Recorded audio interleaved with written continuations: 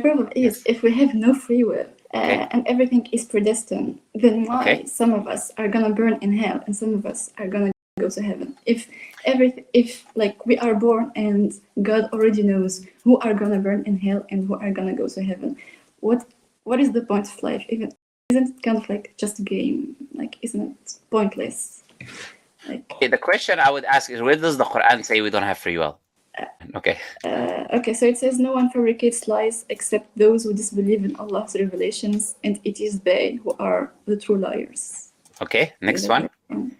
Next one. Okay, I think it's all in Arabic now. I don't know. Okay, so it's all right. It says من كفر بالله بعد إيمانه إلا من أكره وقلبه مطمئن بالإيمان. صح?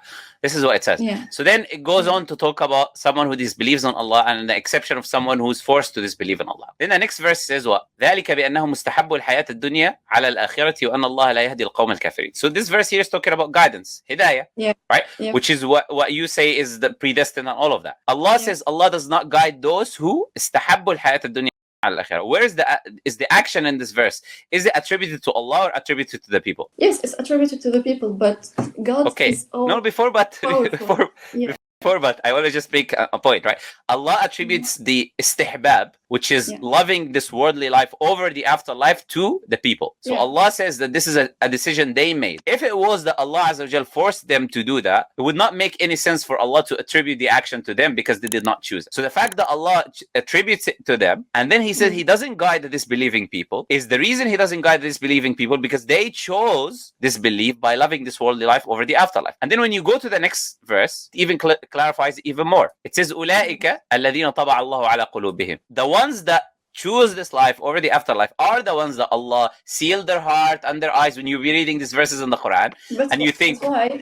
Sorry? But why does He do it? I mean, why would God not help them choose the right Allah Azza wa Jal does not misguide them until they choose misguidance first, right? If you go to, for example, Surah As-Saff, right? Allah, verse 5, Allah Azza wa Jal says in the Quran, وَإِذْ قَالَ مُوسَى لِقَوْمِهِ يَا قَوْمِ لِمَ تُؤْذُونَنِي وَقَدْ تَعْلَمُونَ أَنِّي رَسُولُ اللَّهِ إِلَيْكُمْ.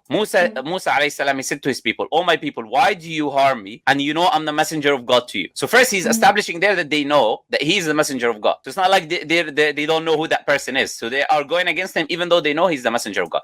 And then he said, Allah says, فَلَمَّا زَاغُوا أَزَاغَ اللَّهُ قُلُوبَهُمْ. When they chose misguidance, when they deviated, Allah deviated their hearts. So it's Allah's action of misguidance or predestination always follows the choice of the individual. Okay, so they're linked.